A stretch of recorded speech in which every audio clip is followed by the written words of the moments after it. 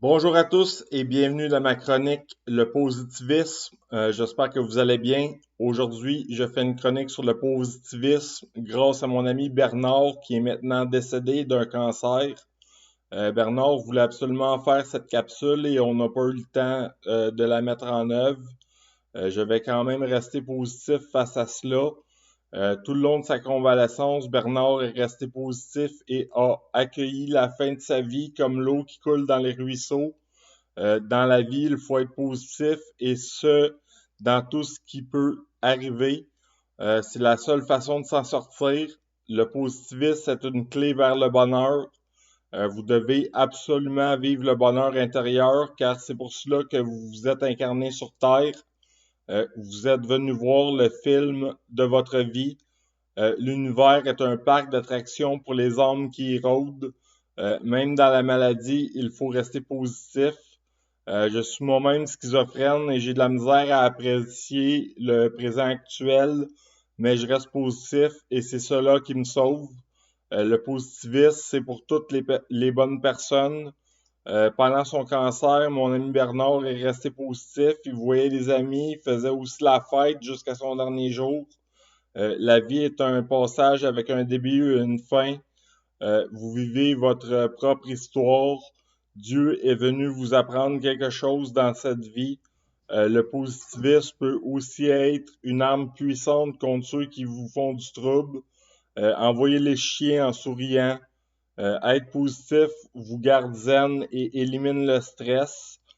C'est un des secrets de la longévité et du bonheur complet. Vous devez rester compliant au positivisme, relaxer, respirer lentement, faites de la cohérence cardiaque. Aujourd'hui, vous allez reprendre contrôle de votre corps de douleur. Restez positif, c'est la clé du bonheur. Tout sera bien, tout sera parfait. Écoutez votre profond intérieur, il vous demande du plaisir. Pour vivre ce plaisir, vous devez agir dans le positivisme. C'est dans la négation qui vient tout gâcher que nous sommes malheureux. La négation n'apporte jamais rien de bon. Joignez-vous aux autres et aidez-les. Même si vous savez que vous allez bientôt mourir, restez positif, restez calme. Il y a encore du bonheur à vivre.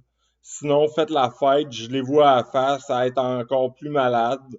Nos esprits sont éternels. Ils mourront à la mort de l'univers. Chaque forme de vie ont des cycles et des séquences.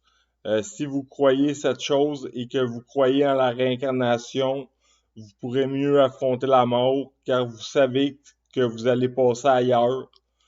Votre vie, votre esprit a sa propre identité. Toujours vous serez. Restez positif.